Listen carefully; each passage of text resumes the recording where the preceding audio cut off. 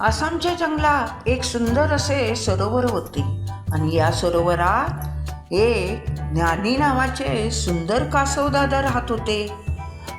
नावाप्रमाणेच ते खूप बुद्धिमान आणि हुशार होते. खूप तल्लख बुद्धीचे होते. त्यांची हुशारी सगळ्या जंगलात पसरली होती. जंगलातले सगळे प्राणी अडीअडचणीच्या वेळेला ज्ञानी कासवदादांना सल्ला विचारायला यायचे. अगदी शेरसिंग महाराज सुद्धा त्यांच्या सल्ल्यानेच कोणतेही काम करायचे. असे बुद्धिमान हुशार हे कासवदादा होते. आणि त्यांना काय वाटायचे, हे जंगल एकोप्याने राहिले पाहिजे. सगळ्या प्राण्यांनी आनंदाने आणि एकत्रितपणे राहायला पाहिजे. यासाठी कासवदादा खूप प्रयत्न करायचे. सगळ्या प्राण्यांना चांगला उपदेश करायचे.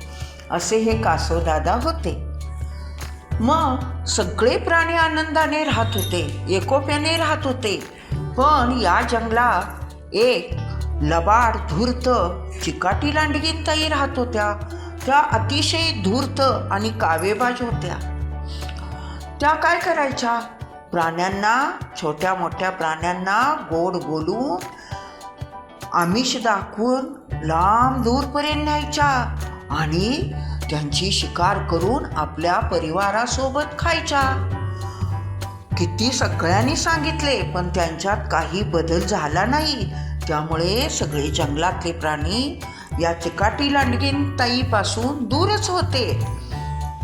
मग एकदा काय झालं, हे ज्ञानी कासवदादा सरोवराच्या काठावर बसले होते. तेव्हा चिकाटी लांडगीनताई सरोवराच्या काठी पाणी प्यायला आल्या.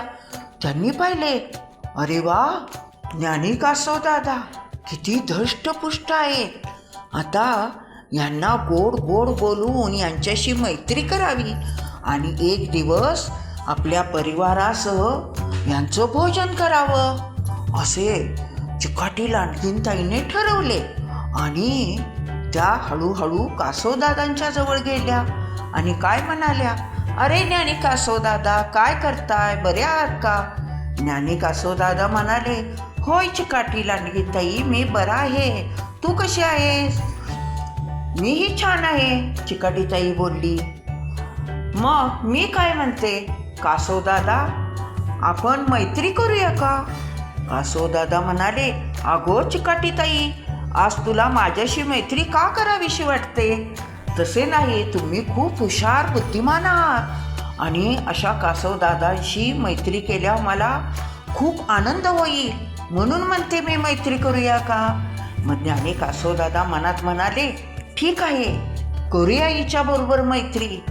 आपण 4 उपदेशाच्या गोष्टी सांगून हिची बुद्धी पालटली तर पालटली. ठीक आहे चिकाटी लांडगीनताई, मी तुझ्याशी मैत्री करायला तयार आहे. ठीक आहे. मग दोघांची मैत्री जमली. असेच बरेच दिवस गेले. चिकाटी लांडगीनताई कासवदादा जंगलातनं खूप खूप लांबपर्यंत फिरायचे, मौज मजा करायचे.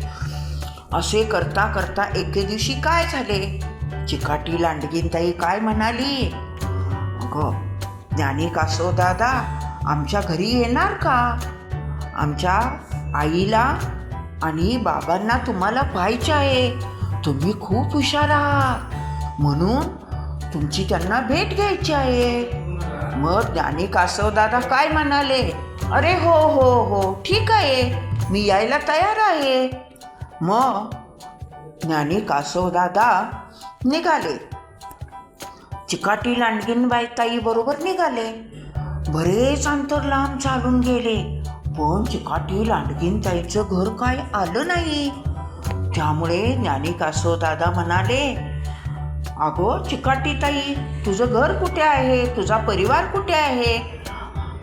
अगो कासवदादा, जरा पुढे गेले की माझे घर आहे, आई बाबा आहेत, माझे सगळा परिवार आहे तिथे, तुमची भेट होईल. ठीक आहे. पण पुढे जरा चालत गेले, पण तो रस्ता लागला निर्जन. कासवदादा मनात म्हणाले, अरे हा निर्जन रस्ता, इकडे कसे काय हिचे घर आहे? असे ते मनाशी म्हणाले. मग कासवदादा म्हणाले, अगं चिकाटीताई, हा तर निर्जन रस्ता आहे. मग चिकाटीताई हसायला लागली. अरे कासवदादा, तुला एवढे कसे रे कळत नाही? सगळ्या जंगलातनं माहिती आहे मी कशी आहे, माझा स्वभाव कसा आहे, मी कशी खेळ खेळते, एवढे माहीत नाही का तुला? अरे इकडे माझे घर वगैरे काही नाही. आता थोड्याच वेळात माझा परिवार येईल आणि आमचा सगळा परिवार, आम्ही सगळे मिळून तुझे भोजन करणार आहे.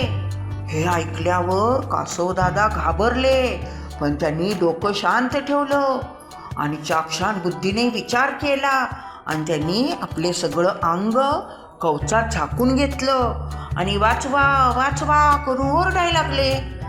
तेवढ्यात जंगलातले अप्पू हत्ती दादा तिथून निघाले होते. त्यांनी पाहिलं चिकाटी लांडगीनताईन कासवदादा. अरे रे रे, ह्या चिकाटी ताईने ज्ञानी कासवदादांना फसवलं असलं पाहिजे. मग वेगात अप्पू हत्ती दादा गेले, आपल्या सोंडेचा फटकारा चिकाटी लांडगीनताईच्या तोंडावर दिला. त्याबरोबर चिकाटी लांडगीनताई तिरमिरी येऊन पडल्या, त्यांचा पाय मोडला, मागे न वळता त्या लंगडत लंगडत निघून गेल्या. मग ज्ञानी कासवदादा म्हणाले, धन्यवाद अप्पू हत्ती दादा, तुम्ही वेळेवर आलात म्हणून माझा प्राण वाचले. अहो मी मैत्री केली, पण चुकीच्या पद्धतीने, चुकीच्या प्राण्याशी मैत्री केली.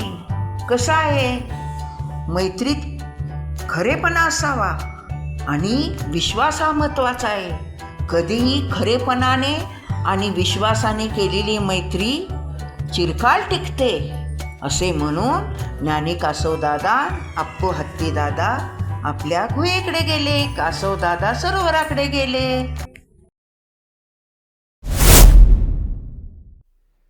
हा व्हिडिओ आवडला असेल तर आपल्या आजीच्या गोष्टी चॅनलला लाईक करा, शेअर करा आणि सबस्क्राईब करा.